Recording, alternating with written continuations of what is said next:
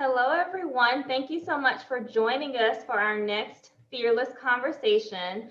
Before we jump into our topic for the evening, I want to ask Dr. Craig Welfel if he will give us a brief overview of the Fearless Conversation series and the intent behind the series. Dr. Welfel is a professor of British, American, and post-colonial literature here at Flagler College. Dr. Welfel? Thank you, Dr. Miles, and welcome everybody to the second installment of our Fearless Conversation series. Flagler's taking up these conversations as a campus in partnership with our community because our core values compel us to find ways to transform these difficult issues, the issues that threaten to divide us, into opportunities to build understanding and to model productive and inclusive dialogue across differences. It sounds a bit dramatic, but at risk if we do not, is nothing less than our existence as a community at all. The issues we face, like our differences, are not new. Indeed, some of them are so old that it should appall us. But there's a new urgency to take them up, and simultaneously, a lack of faith in our capacity to grapple with them together. And if we lose that capacity, the capacity to talk with one another, we don't just lose the dialogue between us, we lose us. We lose our community altogether. So here we are, and we have difficult work to do. To paraphrase Mr. Rogers, we must talk about the difficult things because those things are part of being human. And when those parts of human experience become mentionable, they become manageable. The question, of course, is how to make them manageable. And one way forward is reflected in the obligations that frame our conversations tonight, which are also the bedrock of democratic and civic engagement. Among those obligations is not that we must agree with each other in the end, or that we should think the same thing. Education is not to teach us what to think, but to give us the tools and the information to do the work of thought. And in that context, it's diversity of opinion which makes us stronger. So we want to represent a variety of viewpoints. It turns out there's more than two sides to most things. But we must also demand that those viewpoints are represented in a good faith manner. Not talking points and straw men, but reasoned and evidenced arguments. Not simplifications, but diving into nuances and complexities and contexts. We must also seek expertise to guide us, sift fact from opinion, and truth from error. On the flip side, a conversation means that we should listen, and listen generously. We should seek to empathize and understand, and come ready to learn about the impacts of our ideas and practices on people beyond our own personal experience. And keep in mind as you listen that we're here to discuss ideas which are separate from who people are. People are complex. They're not defined by a single idea. And ideas, especially when they're difficult and personal, often come out wrong. Most importantly, remember that people can change their minds, and that is in fact the goal, even if it's the hardest goal, of dialogue and critical thinking. Critical thinking is kind of an education buzzword, and like a lot of buzzwords, it can cover over a lot of BS, and it can be kind of hard to define. But the best definition I've ever heard has all the cutting simplicity of a truth. It's a question. When was the last time you talked with someone about something that you really cared about and changed your mind? Not changed their mind, but your mind. And I think the answer for most of us is that it's probably been a long time. But that's a sad thing. It's the end of something. Perhaps something more valuable than we might realize. It's the end of a kind of freedom. And the freedom to choose what you think and believe is the essence of education. Tonight, we're here to begin to think about these issues and questions from different points of view and about their impacts for all of us, so that we might have the freedom to choose what to do about them. That's not just an educational obligation, it's an ethical and perhaps even a spiritual one. So let that define the conversation tonight and begin our work. And this is, of course, only a beginning. It's not a final conversation.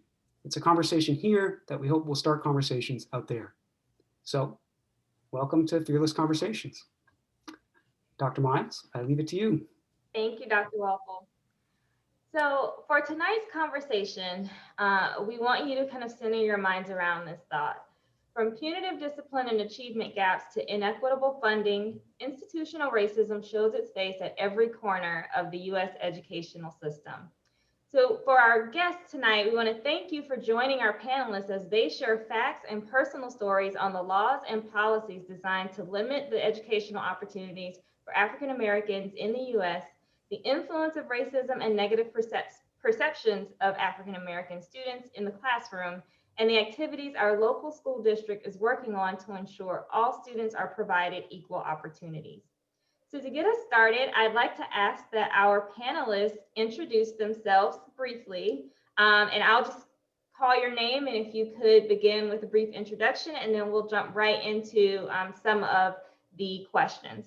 But before we do the introductions, I'll just quickly, for housekeeping purposes, we will have time at the end of the conversations for questions from our attendees. So if you would like to ask any questions as you hear our panelists speaking, just put them in the Q&A box, not the chat box, but the Q&A box, so we can make sure we get to them at the end of our conversation.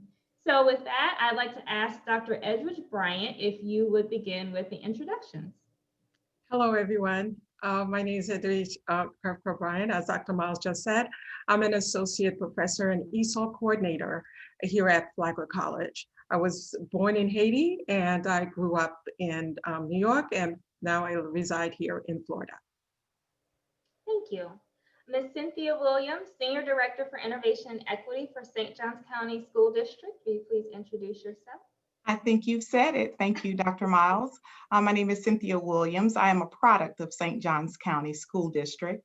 I am the Senior Director for Innovation and Equity for the school district, where I serve on the cabinet. I also am a proud native of Hastings, Florida, where I had the great opportunity to not only be a student in schools in that area, but serve as a guidance counselor, as well as administrator and a past principal of St. John's Technical High School and the virtual school. Thank you. Ms. Brianna Gracie, will you please introduce yourself? Hi, my name is Brianna Gracie. I'm a student at Flagler and I'm in the education program. And I don't really have, since I'm still a student, like career things, but hopefully one day I will. And yeah, that's all I have to say. Thank you, Brianna. And finally, Mrs. Jacqueline Bryant, a resident of St. Augustine, will you please introduce yourself? Good afternoon, everyone. I'm Jacqueline Bryant, and a retired nurse of 40 years of service. And most of all, Edwidge is my daughter-in-law. She's not like a daughter-in-law, she's just like my daughter. And Mrs. Williams' mother and I were classmates in Hastings. But I'm just thankful and glad to be on. All right, and I am Dr. Sandra Miles. I'm the Vice President for Student Affairs and Chief Diversity and Inclusion Officer here at Flagler College, and I will be serving as the moderator. And I'll also just add, since I am somewhat local, I am a proud product of the Duval County Public School System. So getting into our conversation, Dr. Bryant, could you please define racism and share the laws and policies limiting educational opportunities in our schools? Yes, I definitely will do that. Well, thank you so much, Dr. Miles, and to all of you for your interest in this very important topic. So how does racism manifest itself in schools and in classrooms? First, I must say that many teachers are well-meaning and wonderful people, but teachers, like everyone else, are still subjected to the negative stereotypes that are pervasive within our society today.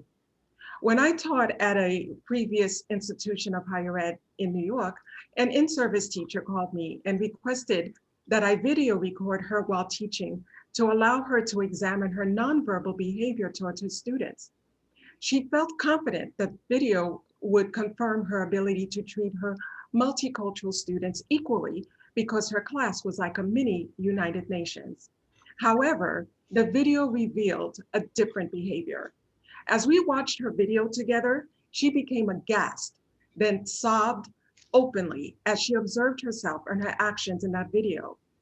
There was one Black boy in her class, and she saw that she constantly ignored him, no matter how often he raised his hands to answer questions.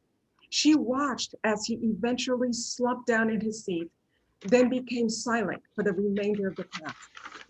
While sitting next to her, I heard her saying through her tears, "I made him invisible. I cannot believe I made that child invisible in my class." Giftedness. Children of color are less likely to be represented in gifted programs. I experienced this firsthand. My son had been denied admission into a gifted program in Florida by a school district psychologist. Although she had documents of him scoring at the 98th percentile on every intelligence test available from New York, she came to the conclusion that I changed his test scores because, and I quote, "a little Black boy could never be that smart. He had to be retested, and then he scored again at the 98th percentile." Once the statement suing the entire school district and contacting the NAACP fell upon the superintendent's ear, my son was placed in the gifted program. So here are some stats. According to Niddle in her article, How Racism Affects Public School Minorities, the author stated that the US Department of Education reported that Black students are 3 times more likely to be suspended or expelled than their white peers. From 1.2 million suspensions nationally, 55% were of Black students within 13 Southern states. Furthermore, in 84 Southern school districts, 100% of students suspended were Black. Now, these suspensions were not only for elementary school age children, they expanded to include preschool children as well. Yes, I said that, preschool children. It was reported that only 18% of Black children attend preschool, yet they made up nearly half of the preschool suspensions. Also, she wrote, and as I just said, that minority children are less likely to be in gifted programs, yet are overrepresented in programs for students with disabilities. If these stats are correct, the questions that must be asked is why? Is this as a result of bias or racism in US classrooms? Again, in Niddle's article, she states, and I quote, "Racism in schools has serious consequences. It can fuel the school to prison pipeline, as well as cause trauma in children of color." In a documentary, which I do not know the title of because I couldn't watch the entire thing, I turned off the television. There was a first grader who was asked what he wanted to do when he grew up. A typical question, right? Well, the child responded by saying, "I'm going to the penitentiary." The interviewer said, "My, that's a big word. Do you know what that means?" He said, "Oh yes, prison or jail." "So why are you going to go to jail?" "Well," he said, "my brother's there, my dad is there, my cousin is there, my brother is there, so I'm going there." So what is racism? Racism is fueled by the ideology that racial groups are placed in hierarchy, where whites are on top and possess positive attributes, and Blacks are at the bottom and possess negative attributes, from beauty to temperament to intellect. Racism is a system that has been a part of the fabric of the United States since the first boatload of Africans were captured, enslaved, and taken to Virginia in 1619. Slavery was used to dehumanize African Americans to be placed in positions of servitude to benefit European Americans. Restricting African Americans from obtaining a basic education, more specifically, the ability to read or write, was strictly enforced during slavery. This was so, as stated by Chen in his article, "Learning in Spite of Opposition," because slave owners feared that if slaves learned how to read and write, they would have notions of equality and liberty. That would be unacceptable and would work against enslavement. So to ensure that African Americans did not receive an education, strict laws were passed prohibiting acquiring any forms of literacy. Chen provides examples of these laws. In 1740, South Carolina passed the first compulsory illiteracy laws that made it a crime to teach enslaved Africans to read and write. Soon thereafter, Georgia passed a similar law, but in 1830 added public whippings and or imprisonment to the law. North Carolina and Virginia followed suit. These laws were not as strict in the North, but segregation of Blacks and whites in education was strictly enforced and encouraged. Shortly after the 13th Amendment was passed in 1865, the Black Codes were enacted to restrict movement and education of African Americans. But even with tough, strict laws and discriminatory practices, African Americans continued to struggle and to fight to obtain an education. So in 1868, the Hampton Institute was founded, from which Booker T. Washington graduated and founded the Tuskegee Institute in Alabama. So education was beginning to happen for African Americans, but no. The federal government decided in 1874 that a law needed to be passed to use funds obtained from taxes to fund public high schools. Higher property taxes, more resources for schools. Lower property taxes, fewer resources available. According to Isabel Wilkerson in her book, Caste, and I quote, "From Reconstruction to the Civil Rights Era, Southern school boards spent as little as 1/10 of the money on Black schools as white schools, openly starving them for resources that might afford them a chance to compete on level ground." By 1896, limited resources from taxes forced African Americans to want integration of schools, to gain access to resources. With separate facilities, this could not happen, as separate but equal was commonplace.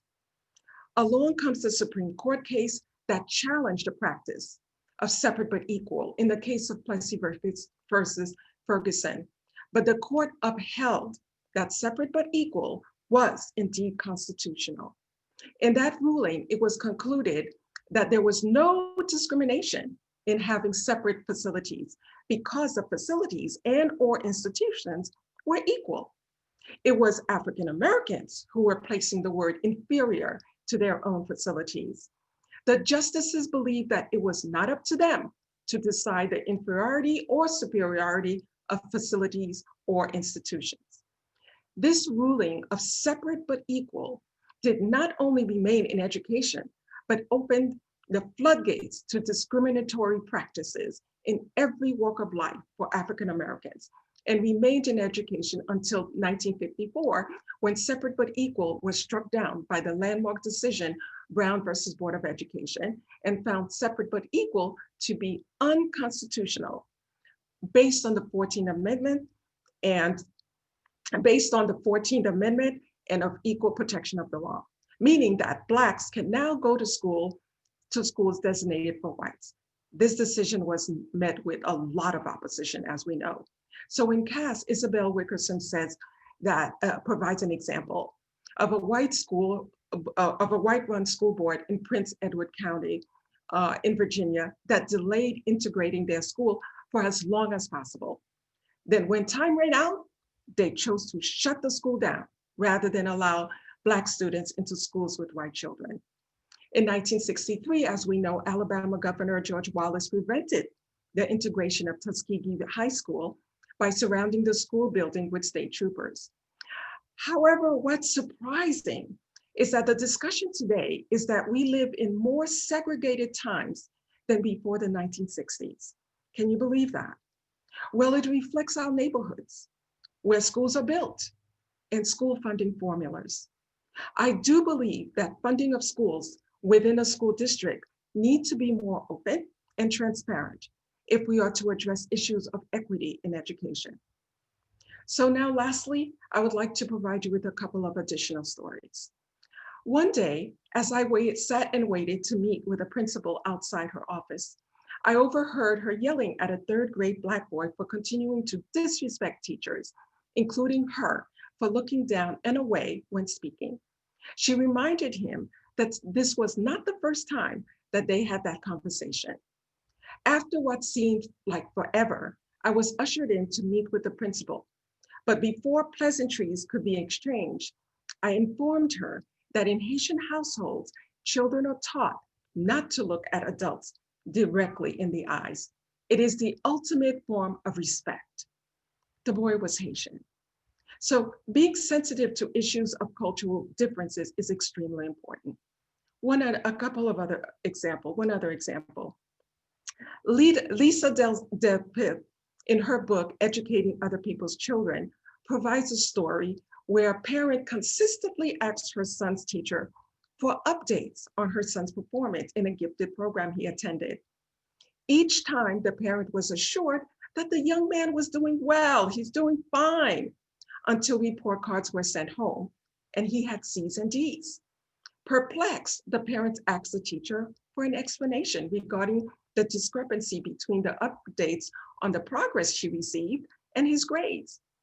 Well, the teacher looked surprised by the question and then stated that she thought that for students like him, he was doing great and that the parents should have been thrilled with those grades.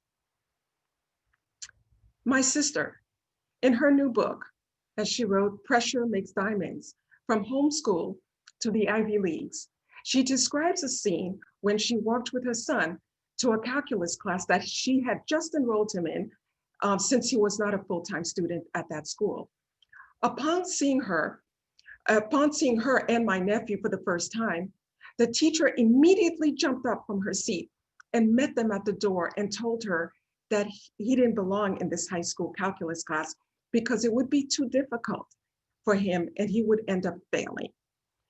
The teacher had no evidence to support this claim.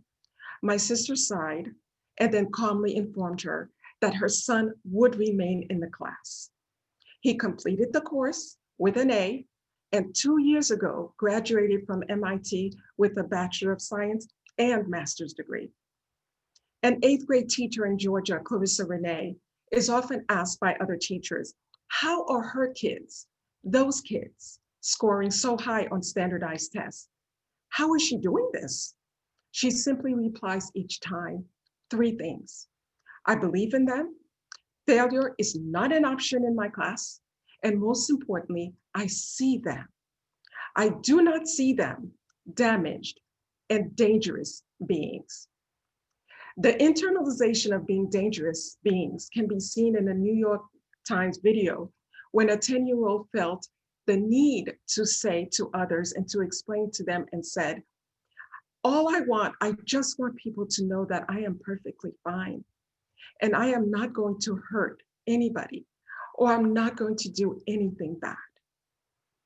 That's why Renee Kinshasa says, I see capabilities in my class.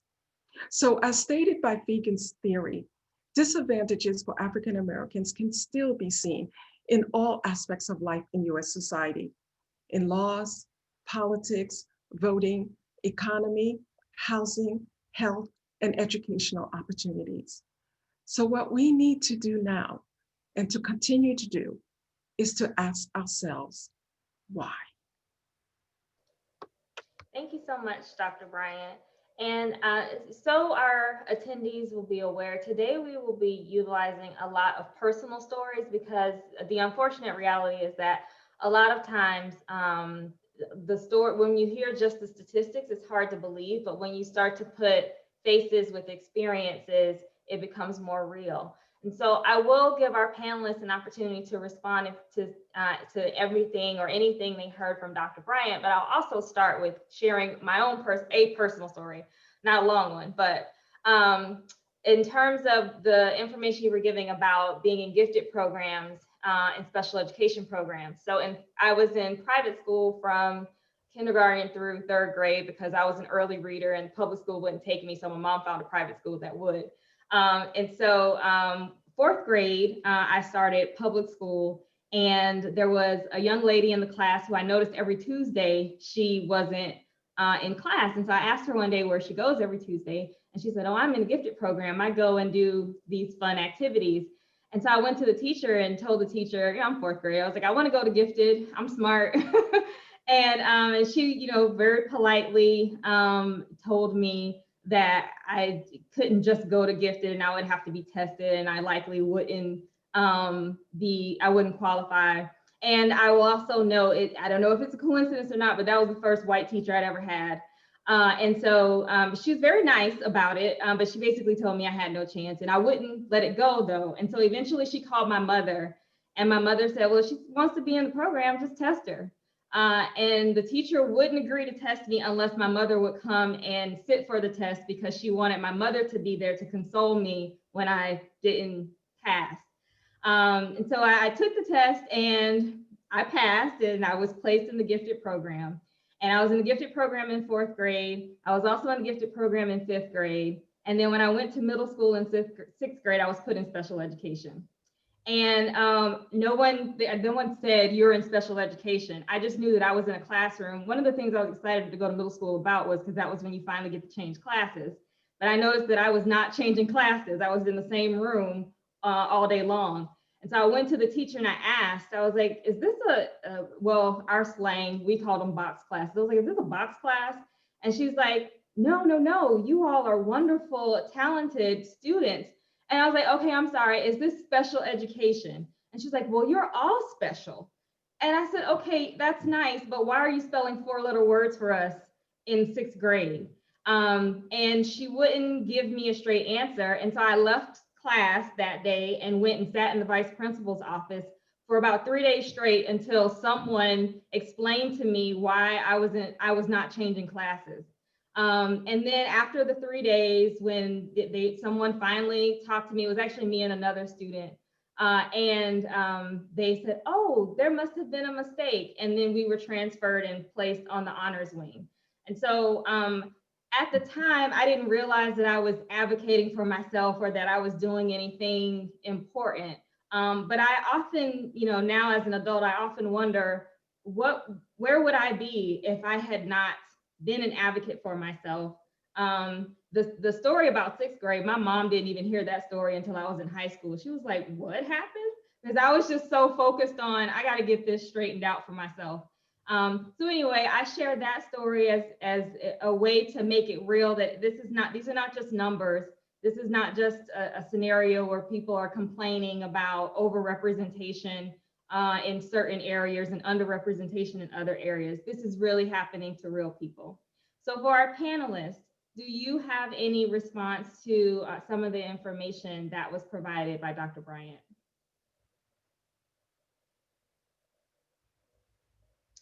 I'm going to start calling names. Ms. Williams, how would you respond?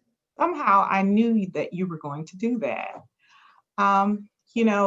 Edwidge gave us a plethora of information, and it was a history lesson and a reminder of the past.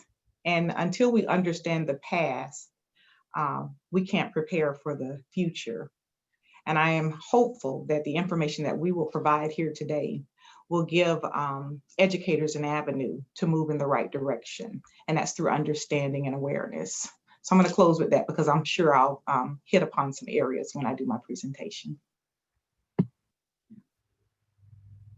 So at this point, I think I will move on to Mrs. Bryant.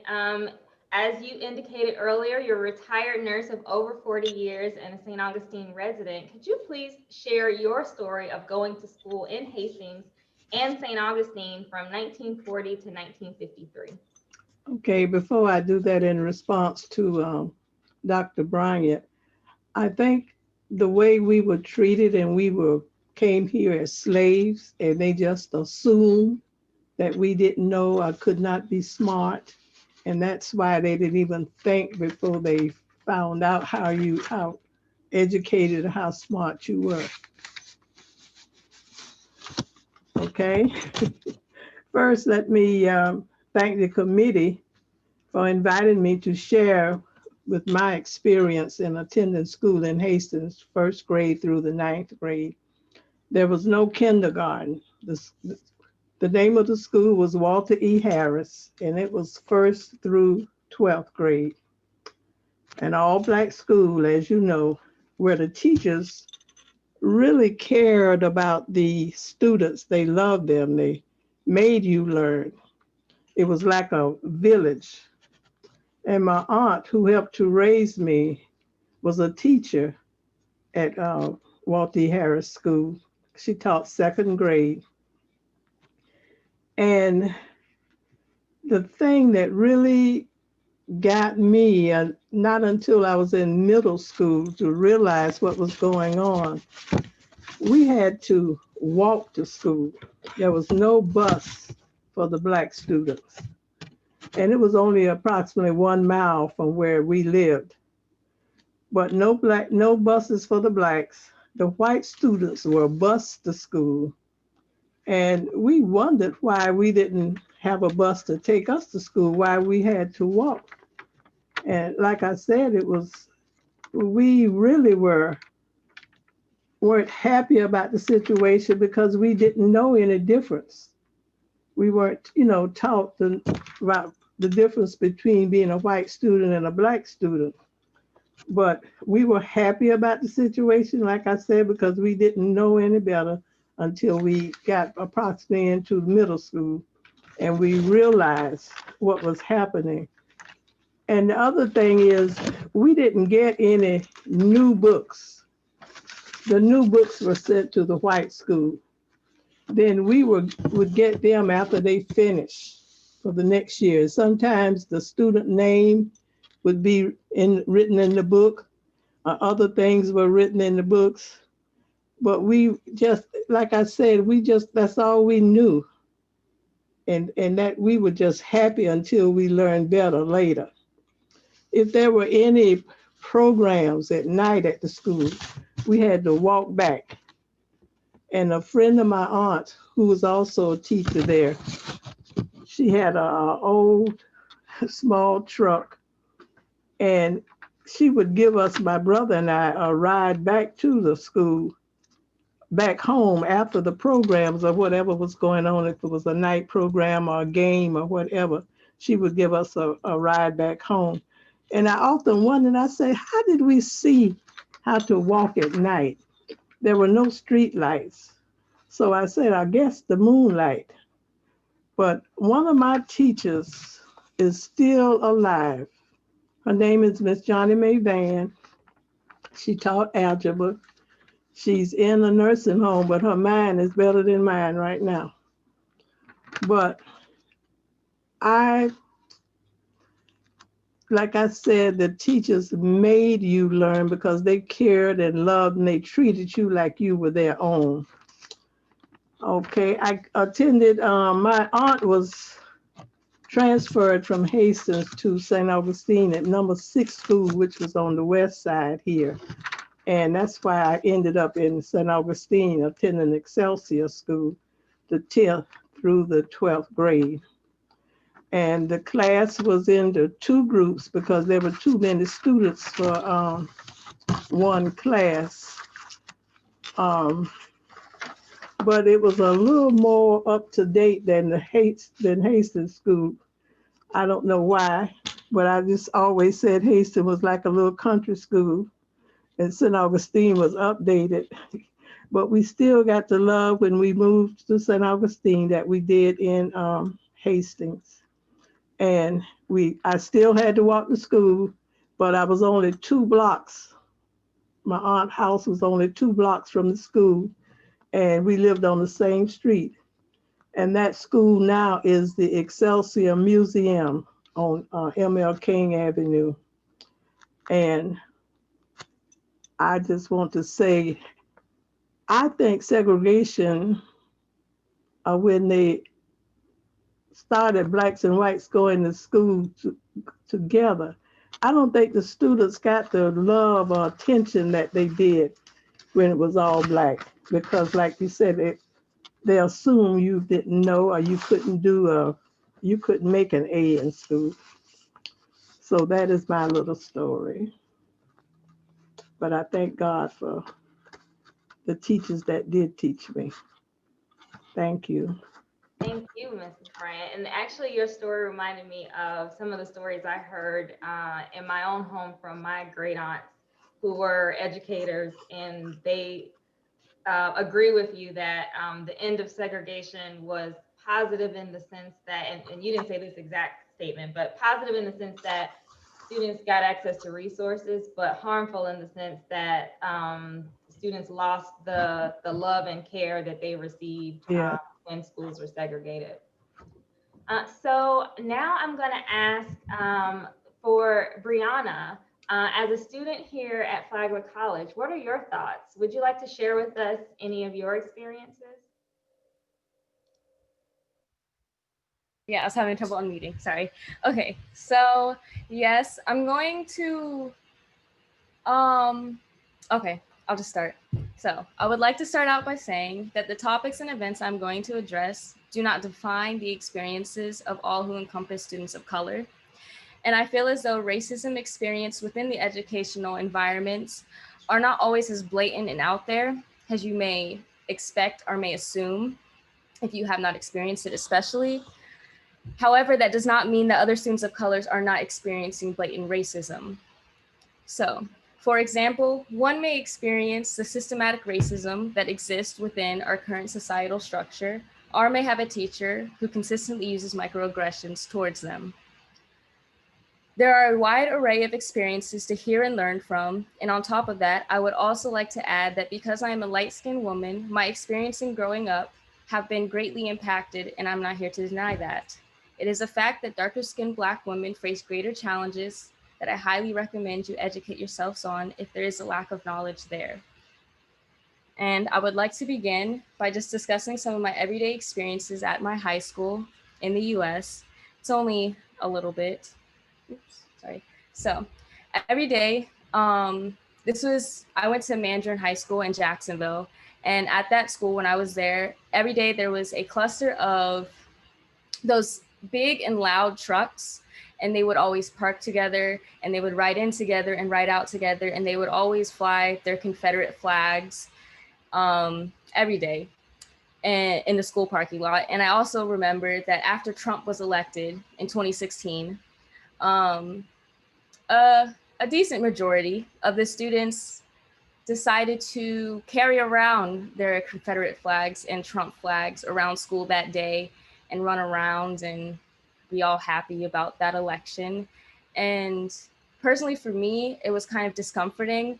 Not only like the trucks, but also to see the continued after the election. But one of the first experiences I wanted to talk about is when I was in marine science class. It was my last class of the day, and I was a junior at this time. And we were doing an in-class review of the study guide for our final exam. I am one of the only students of color in this class, but that day the other girl was absent, so it was just me. The teacher had asked us a question, and it was, what is a way in which an organism fits into an ecological community or ecosystem? And none of us knew the answer, because I'm pretty sure none of us had studied yet. But because none of us knew and none of us were saying anything, she guided us with a hint and said that it starts with an N. And what felt like almost immediately, the baseball boy behind me named Joey said the N-word with the ER at the end, and he kind of just giggled afterwards. And I kind of just turned around in shock, because if I'm being honest, I didn't really know how to react in that moment to that happening. And I kind of just turned back to my teacher, hoping that maybe she would say something, because I, at that moment, had no clue what to say. And all she did was just say that the correct answer was niche and moved on to the next question. And so for then my second experience, this was my senior year at that school. And we had the opportunity to put on a student-led production for Black History Month. And it was supposed to happen during the school day, and students were supposed to be allowed absence from class, like during that time slot, so that way they could attend. At least that was the idea for it. And while we were working on our outline, we had to show our principal our outline to get approval before we could move on with the production process. And what we wanted to do is we wanted to highlight different moments that we felt were both important and not discussed enough from the past to the present day. And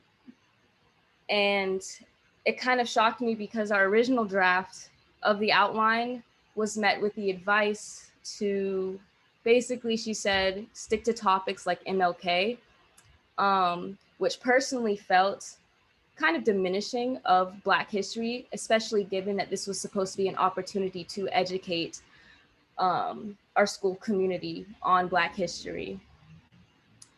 And lastly, I would like to add an experience that ties into Dr. Bryant's statistics on how Black students are more likely to be suspended or get in trouble at school. And this goes back to elementary school. It was my first time getting my hair braided. I got cornrows, and so I was really excited to wear them to school. And I remember that day at lunch, some boys were messing around with some ketchup packets and like twisting them and stomping on them, and they had got it in my hair. So naturally, I was quite upset because I had spent all this time getting my hair done, and just like that, it's like there's ketchup all over my head. And instead of, when the lunch person, like the lunch supervisor lady came over, instead of trying to figure out what was happening, she just basically moved me to another section of the lunchroom by myself to sit there until the end of lunch. And I didn't really like that. And that experience has been really confusing up until this day, if I'm being honest. But I would also like to say that Dr. Bryant's presentation was, what she had to say kind of gave me some insight and kind of made me feel less alone in these experiences. And it also was very educational in the sense that I also learned some as well. But I would like to summarize by saying the types of racism that I feel like I experienced stems from a lack of support and allyship and representation within the education system for students of color. And that's all I have for today. Thank you. Thank you, Brianna. And so now I want to turn things over to our final panelist, Mrs. Cynthia Williams. Could you please share with us what's happening in our local school district?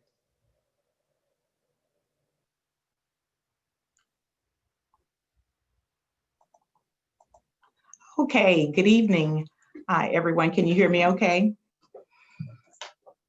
I'd like to thank Dr. Miles, our panelists, which I'm so excited to have worked with Dr. Bryant over the last month in our discussions in preparation for today.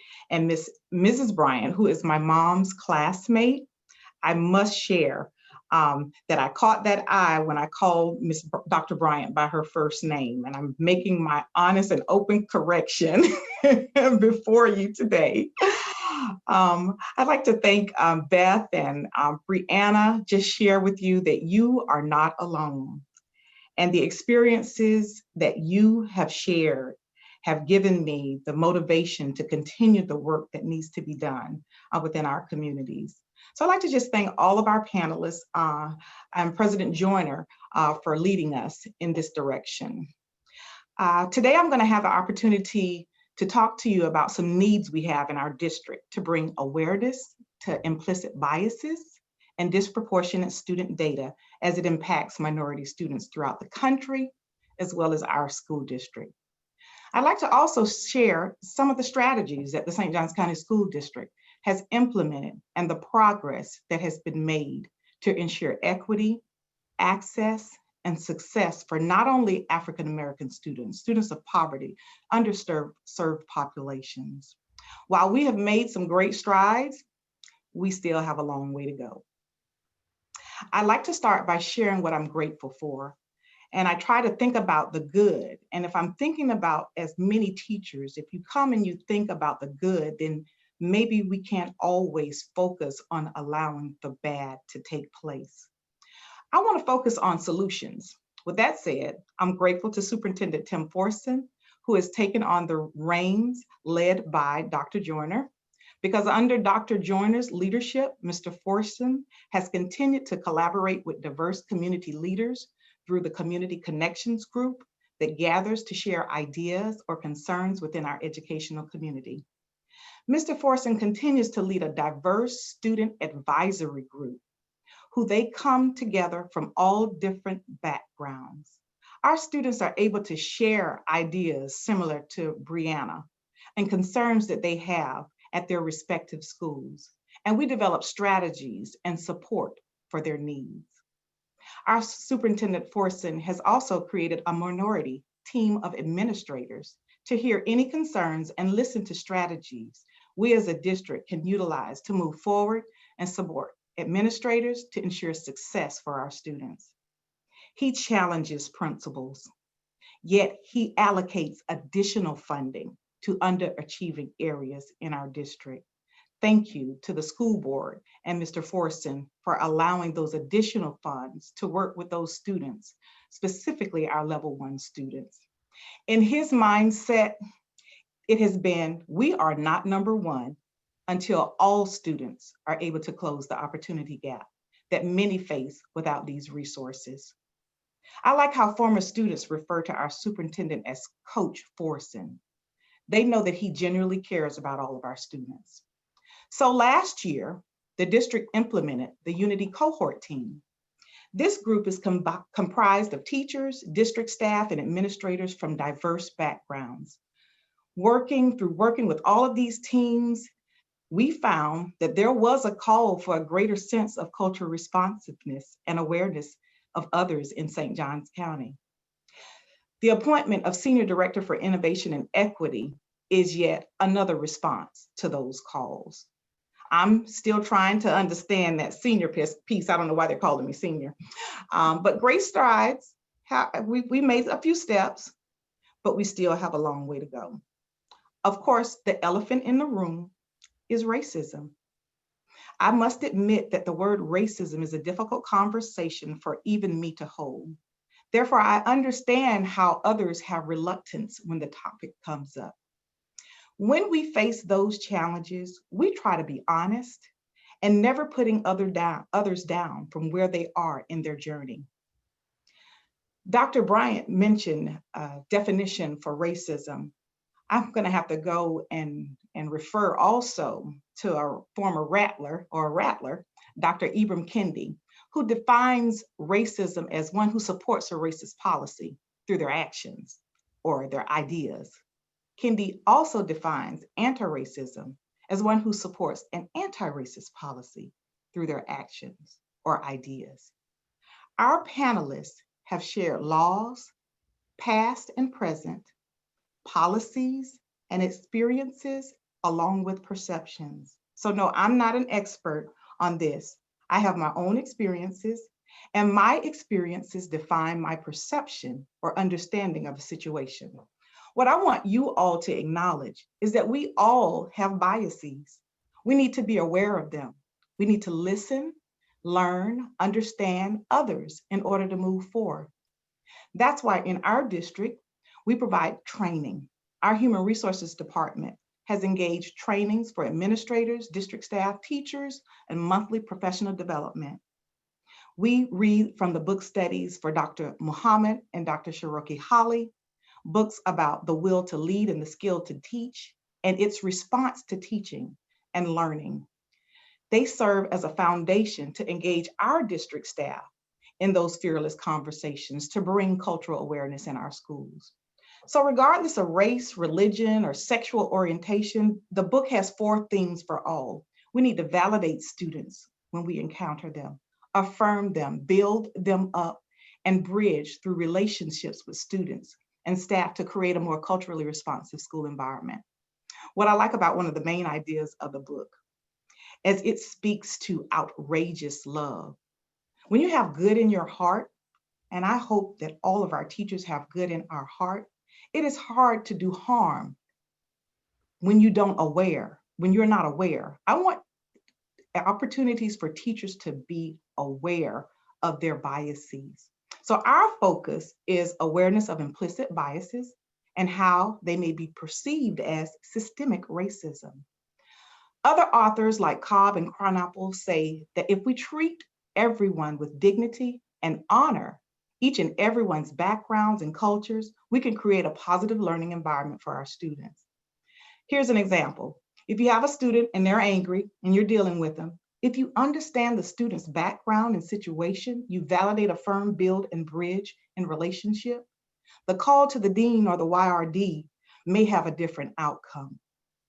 You may consider restorative practice in order to get the student back on track. I have an image here in my office, which basically gives you a visual when it comes to equity and equality. Equality is giving everyone the same thing. Like when our district moved to distance learning, we ensured that students who did not have laptops, opposed to students who did, that they all had a computer. Equity is giving them what they needed to be successful. So we gave hotspots to the students who did not have internet in their home. And most of you all know that I'm from the country, and there are towers out there that don't work. So our IT department drove as far west of our county and parked in yards to ensure that all of our students would have access to internet. That's what I call outrageous love. We have panelists who have had their own past experiences, and some of those experiences are not good. But it's opportunities like this that allows us to have these fearless conversations, to listen, to understand, to act, and move forward so we can all fear less. Now, what are the inequities in education and in St. Johns County? I can tell you if there are, we are trying to address them. And if we aren't, you know where to go. You come and you report to your school's principals, you talk to the administrators, you talk to district staff, and you ask for support. Here's my top 5 concerns that are my high priority for our district. And many view my top 5 as inequitable. And we've all talked about it today. It's the reduction of out-of-school suspensions. If African-American students make up 7% of the student population and 25% of the students suspended is African-American, Houston, we have a problem. We need to build relationships, find alternatives to suspensions. Second, we need to reduce restraints. Over the last 2 to 3 years, we have reduced by 70% and provided alternatives to restraints through training and understanding, especially trauma-informed students. Schools receive monthly reports and strategies to address student behaviors and alternatives to suspensions with a focus on social and emotional learning. 3, we've all talked about it, increase minority enrollment in advanced courses in AP, IB, ACE, AVID, dual enrollment, and STEM-related career academies. We are fortunate to have such awesome career academies where students have the option to choose which school, high school that they would choose to attend. So we want to ensure that the majority of our students are engaged in programs that prepare them for our future. But annually, our curriculum team monitors student performance and teacher recommendations. Our trainings focus on being culturally responsive and understanding that all students don't learn the same way to close the opportunity gap. Many students, that motivation comes further along the line. And we need to understand those students and build their foundations so that they can receive all the benefits that is needed for our students. But most of all, we take care of our students, particularly those who are in need. And if you reach out to our student services department, you will find that there are so many resources that can support students academically through issues and resources and behaviors and whatever you can imagine. We have avenues and strategies that we can work with our students. 4, the placement of students with students with disabilities. Our Office of Accountability and Intervention Services has policies in place, and they effectively provide resources through our tier system. Finally, our hiring practices. You don't have to look around or anyone has to tell you that we need to recruit and hire more minorities. Recruitment is not done by one person alone in our county. Human Resources has created a minority recruitment team to extend far beyond the traditional efforts of posting and advertising. For instance, we think that Flagler College teacher education students are ours, and we will continue to support them through providing practicum and internship opportunities. We now send principals to HBCUs, colleges, and universities throughout many states. And guess what? We still have a long way to go. I need to give a shout out to the students of Bethune-Cookman University's virtual fair that I attended today. I hope they decide to join our team. I've served as a minority recruiter for the district for over 20 years, and I'm still here, and I've worked many years to recruit teachers of color, and our district has created policies to ensure we have broader impact. Even though there are less and less candidates going into education, that means there's less and less minority candidates going into education. So it's quite competitive. And our trainings encourage our principals to get on board. If you are a local or if you're viewing this from afar, we are here to help. You see, somebody helped me, they encouraged me, they showed me that I had opportunity. They walked me through the college application process. They helped me with my FAFSA because they knew my parents would struggle with this. They were my own personal cheerleaders. My teachers treated me as though I was their own. That's what I call outrageous love. And treat those with assistance as if, needing assistance as if they're your own. We want our educators to care about all of our students. In my opinion, I believe that all students are at risk if they don't have resources and knowledge to choose their destiny. We need to meet students where they are, and being more culturally responsive is the first step. It's time to engage everyone in education on understanding their implicit biases. We need to recognize, unless you become more aware, the greater possibility is that systemic racism will continue to set in. Our district is learning and participating in trainings to become more culturally responsive. I continue to learn every day. I try to provide those resources to our district so that all of our students can have an opportunity. These are my remarks. So much. And now, Ms. Williams, you know I'm not going to allow you to speak more highly of my president than I can. So before we go into the questions, I do want to also give a shout out to President Joyner. And much of our discussion today has been about the K through 12 system, but here at Flagler College, President Joyner has also been the chief advocate for increasing diversity on this campus. Without his leadership, we wouldn't have a chief diversity and inclusion officer. We wouldn't have an office of diversity and inclusion and the staffing that has come with it and a lot of the initiatives that have come after that. So just want to make sure, because I have to come back to work tomorrow, I have to make sure I give my shout outs more than my soror. That's right, Delta Sigma Theta. Okay, so now we are going to turn it over to our attendees and answer the questions that they are posting in the chat. So the first question I have, and any panelist, feel free to unmute your microphone and respond as you see fit. What can we do as professors and future educators to encourage more students of color to enter the field of teaching? Okay, I'd like to interject here and give a shout out to St. Augustine High School, whose principal is Dr. DeArmas Graham, who leads along with our CTE office, the Teacher Academy. So we're excited to have a teaching academy because we believe that if you're very familiar with our area, that you have a propensity to want to come and live in your area and work in your area and play in your area. So first of all, we have the Teaching Academy. And then I just want to see those that are going into education care about just kids and be willing to give of themselves.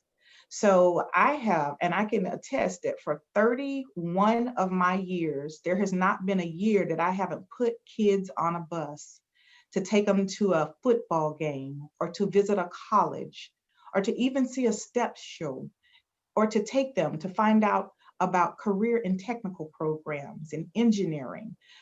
Every year, we are committed to exposing our students to opportunity. And I believe that we will be able to make changes in the world if we're able to help everyone understand that, you know, sometimes it's great. I mean, my cousin's teacher, she was white, and she did absolutely everything to help her as if though she were her mother. And I have students that I work with, and I'm auntie or cousin or godmother, and I will do everything. I still check up on students. When they see me, they say, well, maybe I want to be a teacher. And then to be able to help them, don't just let them graduate, help them, encourage them through college so that they will come back so that they can impact someone else's life. Right. Do any of our other panelists want to tackle that question? Yes. Well, in terms of trying to get more African-American students or minority students in education, it is a matter of also informing them of really, number one, that the school system really needs them, and especially Black males, the Black male models in the classroom in terms of teaching, especially for young Black males. They need to be able to see other Black males teaching as well. So it's not easy, simply because also we know, just like everyone else, the fact that people do know they have other options in terms of just going into education, period. They do know that they have other options, and sometimes they choose other careers.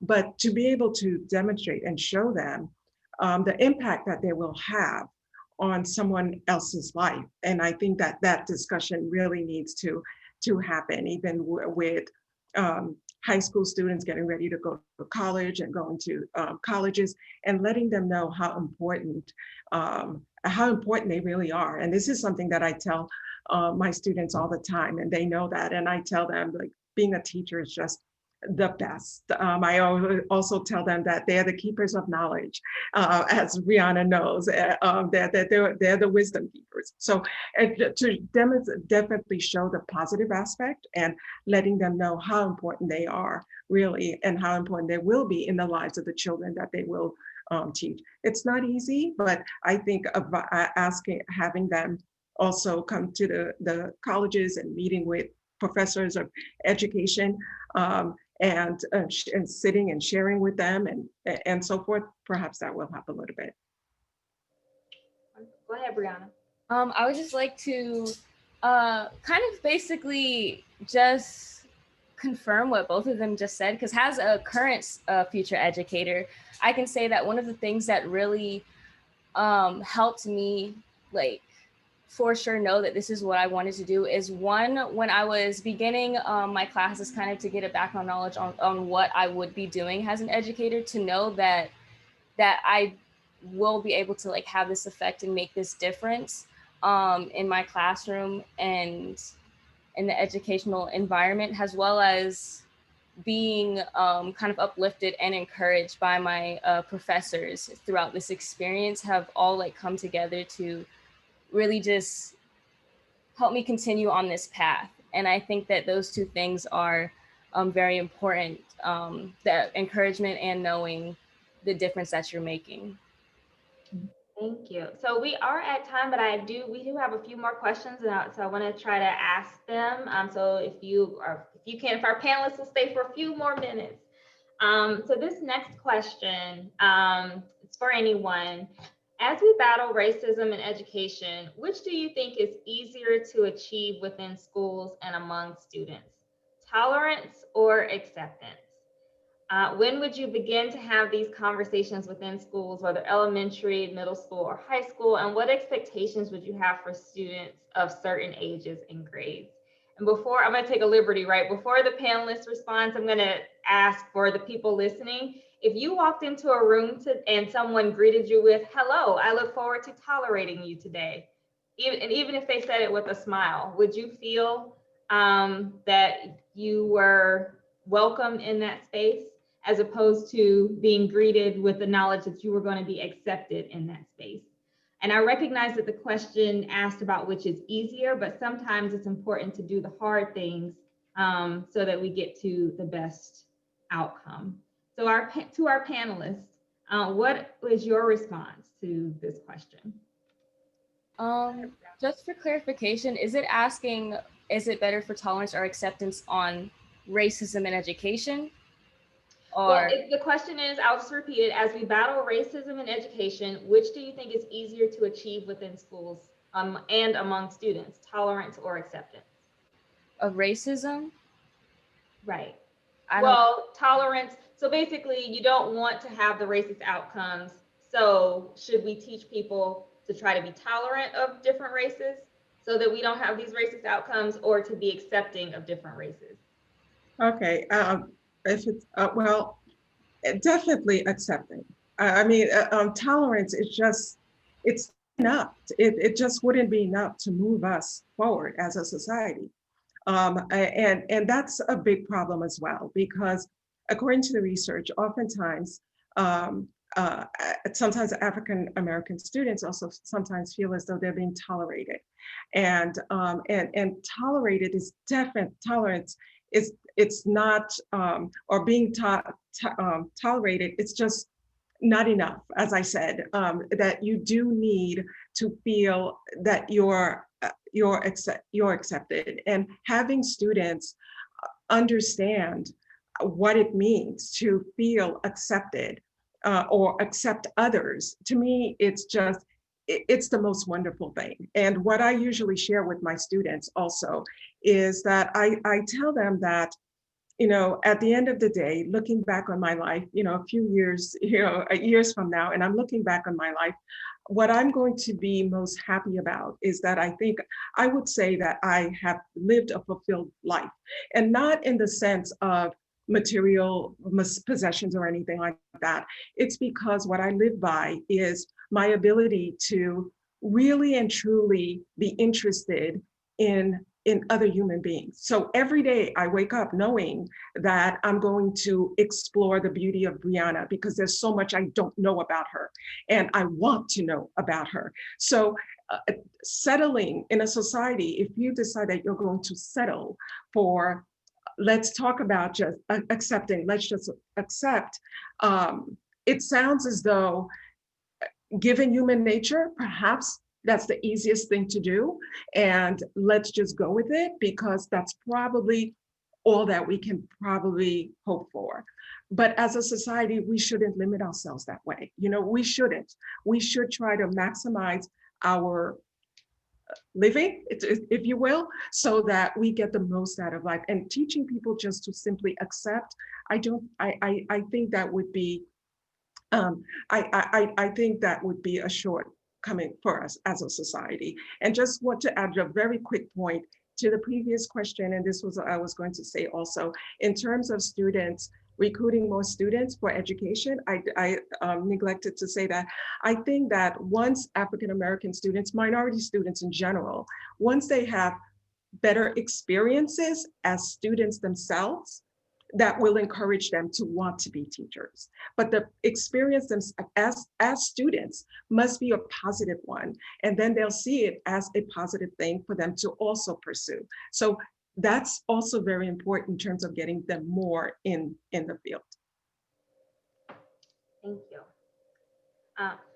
Ms. Williams, were you about to respond? Well, I was going to just echo what Dr. Bryant had mentioned, and in support of Brianna as well.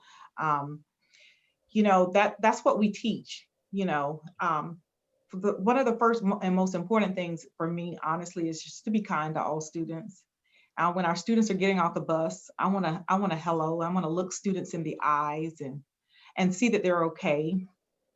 In education and in St. Johns County, we facilitate the character education program, and it's designed for elementary students, middle school students, K-8s, high school students. So at every level, we try to teach those students to model those pillars of character or identify them and talk about them. We also, you know, and I must mention, as school board member Tommy Allen takes out and rides out into the sunset, he's a proponent of smaller schools, and I believe the reasoning behind that is he would like to see students who have an opportunity to work in smaller groups so that they can be reached and so that they can be listened and heard. We can do that within our schools, and we just have to design systems in order to do that. We run PBIS programs. We run activities through social emotional learning. You know, at the start of every class, I really would like to see that everyone has an opportunity to allow their students to just speak and share what's on their mind. Because if that's what's on their mind as they're trying to learn calculus, then you're not allowing them to reach their full potential. So we need to understand the total child. And I'd just like for us to continue with programs and opportunities and strategies to really help kids. Because one thing in the world I can't stand is to see a kid sit by themselves in a cafeteria or feel alone or feel like they don't have a trusted adult to talk to if they need someone. So we just need to create more opportunities for that. Thank you. So I'm actually going to combine two questions that are in the chat right now. So the questions are essentially, as a future teacher, what are some ways that I can reduce any implicit bias in the classroom? What are some things to avoid as an educator to be the best advocate for students? And are there any less common microaggressions that a white person in particular may not even be aware of that they are committing as it relates to students of color? Yeah, there's a lot. There's definitely a lot there in terms of what can be done. And there are many strategies and right now that can be put into place. And and Dr. Williams talked quite a I want to give you that with everything you just said. You're Dr. Williams in my book. All right. So everything that Dr. Williams shared with us earlier today, and what is currently going on in the school district, and all of those amazing strategies that we absolutely can put in place, we should definitely do so. To me, to add to what was presented earlier, is the sense of, and I'm a big proponent of this, and that is really and truly self-reflection. And that's why I started with the example that I provided as soon as we started speaking, where you do have teachers who are very well, and they're positive and really, and when they say that they're really super good people, they really do believe that they are, and they are. But as I said, also they're affected by the stereotypes within the society. So one of the things that really needs to happen is self-reflection. You have to you have to think about everything that you do in the classroom, and it has to be intentional. And at the end of the day, we teach our teachers to be reflective practitioners. Not only are we supposed to reflect on the lesson being taught, but we're supposed to reflect on how did we affect a student's behavior throughout the day. And we really have to be honest with ourselves. I really think that it starts with this sense of honesty. And as teachers, we know when we are leaving some students out. We know that. We know sometimes we're not aware of our nonverbals, but at other times, students help us to see our nonverbals. So in other words, we have to be really and truly present in that classroom as much as possible. And I know there are a million things going on, but being present allows for you to see each and every child and being able to ask questions. Like Clarissa Renee, she said in her classroom, what she does is that she asks why. So if a child is not behaving, a student is not behaving, the immediate thing, and there's research that's done how sometimes white children are responded to in terms of discipline versus Black children, whereas the white child is having a bad day. And so the teacher will approach the child and say, oh, I see you're having a bad day. Why don't you put your head down? Where the Black child is sent to the principal's office. So it's working through those perceptions. That's really, really hard. You know, in this society, it's working through those perceptions of being able to say that before I'm going to engage in disciplining a student, let me ask why. Let me find out a little bit more. Let me find out, were you actually having a bad day? And let that be for all students in the class. So again, I just believe that it has to start with a lot of personal reflection. And this is something that I do constantly, all the time, with all of my students, even college students. And yeah, oh, absolutely. As a professor, as a teacher, when you're committed to the students who you're teaching, you can't help but being self-reflective, and you can't help but really and truly think about their well-being. So it starts with that. I'm gonna drop the mic. All right, and I'm just gonna also add my echo the Dr. Williams statement, because you know, Cynthia, as Black women, that is what we do. We speak things that are not as though they are, and so eventually it's happening. So just accept it. Here we go. So I will go ahead, and we had a couple more questions. One question was more like it feels more like a recommendation in terms of using the rich Black history of this area from Fort Mose to civil rights to give our students, I would believe of all races, a greater experience and a lot more exposure.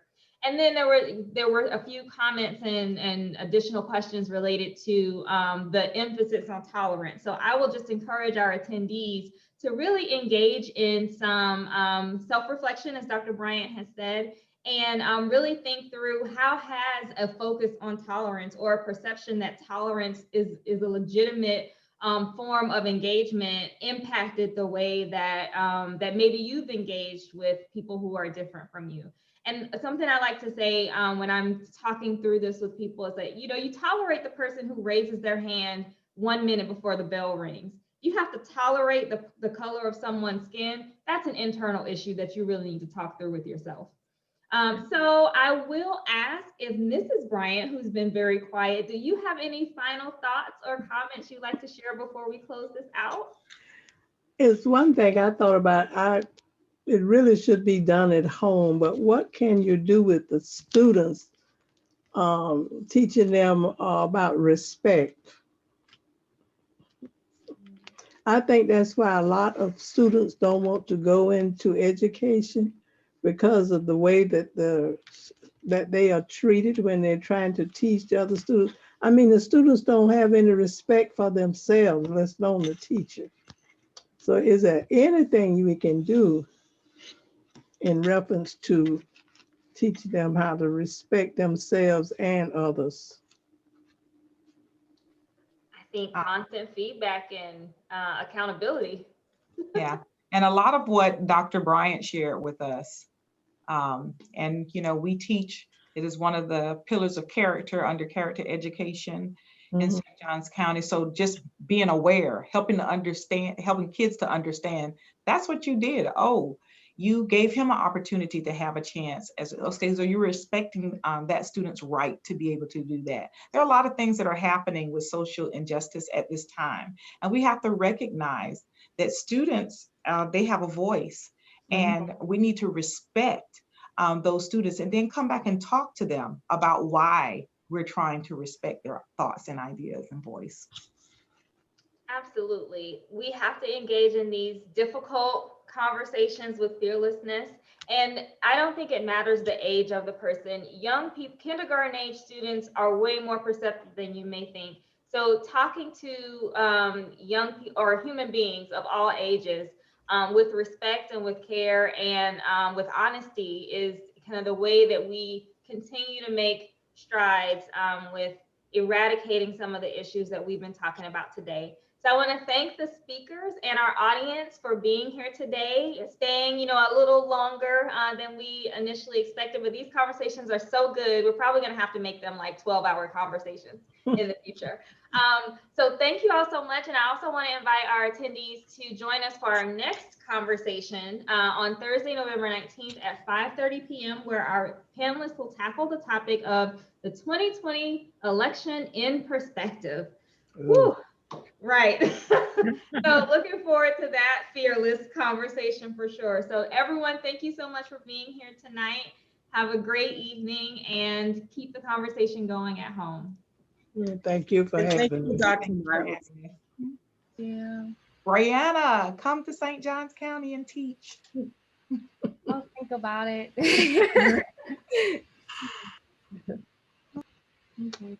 You all have a good evening.